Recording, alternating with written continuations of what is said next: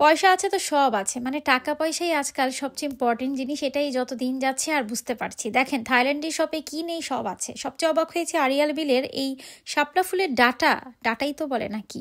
আসসালামু আলাইকুম সবাইকে, কেমন আছেন? আশা করি যে যেখানে আছেন অনেক ভালো আছেন। আলহামদুলিল্লাহ আমিও ভালো আছি। চলে আসলাম আজকে এই দোকানটাতে। ব্লগটা শেয়ার করার কারণ হচ্ছে স্টোরিতে দেখে আপনারা সবাই জিজ্ঞেস করছিলেন এই ছোট্ট ছোট্ট টুনি টুনি বেগুনের দাম 1900 টাকার উপরে কিলো। আপনাদের মতো আমি নিজেও একটু অবাক হয়েছিলাম। যাই হোক, এই দোকানটা পথে যেতে আসতে সবসময় চোখে পড়ে। আজকে ভিতরে একটু ঢুকে দেখলাম যে কি কি আছে।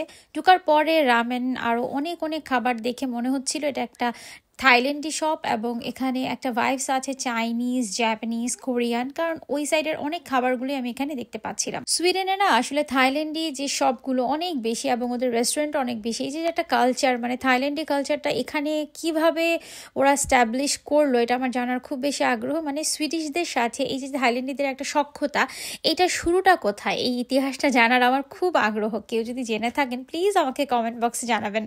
আচ্ছা, এখন আসি হচ্ছে খাবার দাবারে। এই ধরনের খাবারগুলো আমি বেশিরভাগই কে ড্রামাতে দেখি বা সিরিজগুলো দেখলে কিন্তু চোখে পড়ে। জাপানিজ, চাইনিজরা অনেক মজার মজার খাবার খায়। আর এই ক্রোকারিজগুলো দেখেনি ছোট ছোট, এগুলোতে কি জানি ওরা একটা খায় না সাদা রঙের, না স্যুপ না পানি না কি, বোঝাও যায় না, এত মজা করে খায়। আমারও মাঝে মাঝে খেতে ইচ্ছে করে। যে কোনো দোকানে গেলে ইউনিক কোনো কিছু দেখলে আমার খুব ভালো লাগে। কিনি না কিনি একটু টাচ করে দেখতে ভালোই লাগে। আর আজকাল সব কিছু কেমন জানি রেডিমেড পাওয়া যায়। যদিও আমি প্রসেস ফুড বা রেডিমেড ফুডগুলোকে এখন অ্যাভয়েড করছি, তবে মাঝে মাঝে নুডলস রামেন লাগে, মানে হয়তো মাঝে মাঝে খেতে ইচ্ছে করে। তারপর চলে আসলাম এদিকে ফ্রোজেন সেকশন। ফ্রোজেনে কি নেই, মানে ওরা না পারে তো মানুষকেও ফ্রিজ করে রেখে দেয়।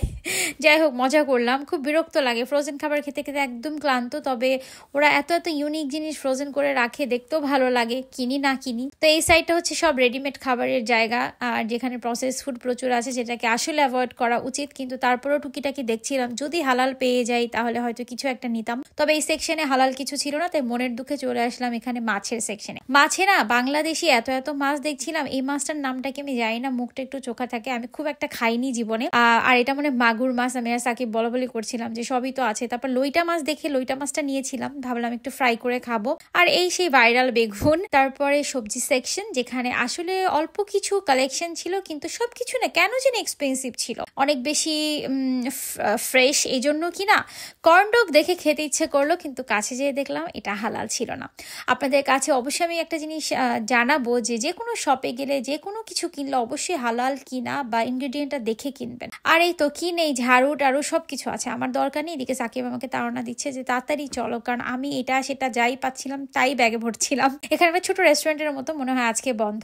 তো যেহেতু হালাল তেমন কোনো কিছু পাইনি, তাই মনের দুঃখে এখন চলে যাব। খুব বেশি কিছু কেনার প্ল্যান ছিল না, তা অনেক কিছু কিনে ফেলেছি আজকে। আমার এখন বাড়ি যাবার পালা। ভালো থাকবেন সবাই, দেখা হবে পরবর্তী ব্লগে। আসসালামু আলাইকুম।